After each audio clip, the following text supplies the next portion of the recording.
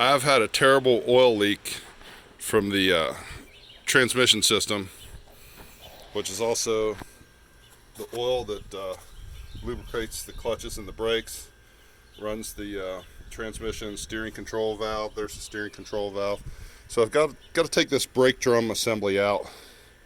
Again, I can't tell you how many times I've had that thing in and out of there. And it's been back in for over a month. But I thought, man, before I put all this thing back together again, I wonder if it's that nasty, nasty weld that you see right there. See, this is kind of a sexy weld up here, sexy factory weld, and then it gets nasty down there. I believe that weld has a crack in it and is responsible for a giant leak.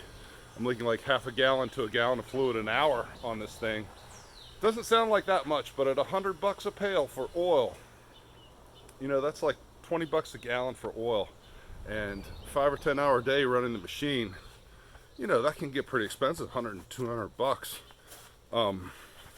So I'm trying to be patient, trying to take my time with this machine before I put it all back together, because it's a pain in the butt to take off this, you know, 4,000 pound fuel tank, 4,000 pounds or more when it's full, which it is right now, and to take off the cab, rollover protection, you know, the roof, and to take out the seat and put in the floor, and you know, it's just so much work. And you've got to have a giant machine to do all that. You've got to have like a crane or a big excavator laying around, and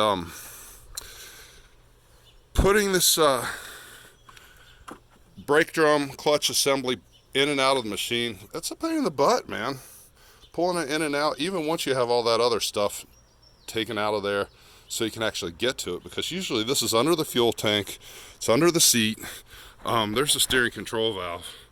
But anyway, I'm just trying to be patient with all this stuff, and hopefully get that welded up tomorrow after I get the clutch and drum brake assembly, clutch assembly out of the way. Hopefully the welder can get all that cleaned up and re-welded. Eric from Custom Welding in Jefferson / Spring Hill, West Virginia, he's going to come out tomorrow evening, hopefully, and take care of things.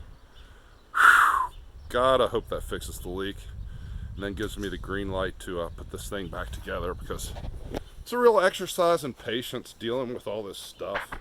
And you know, for the last 6 or 8 weeks, I've really just been kind of in pause mode, trying to figure out where that leak was and come up with a way to detect it, and I think I just kind of figured out where it was.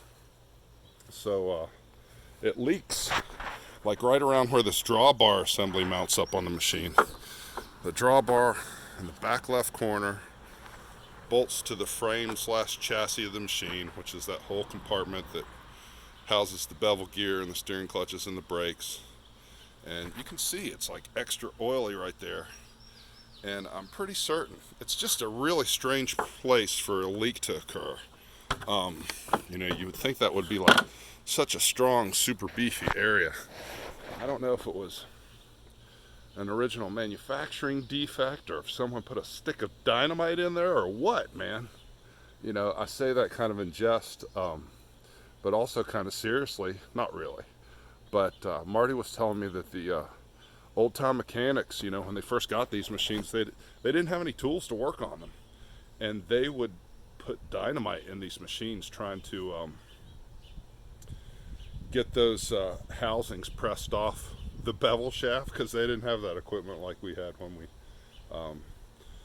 took the housings apart and took the bearings off the bevel shaft and all that kind of stuff. So, and he also suspected that, you know, this had been done on the machine in the past decades, and whoever did it last did not do a very good job at getting it all back together nice and tight, and that's why it wore out again. So keep your fingers crossed. Isn't this fun? Later.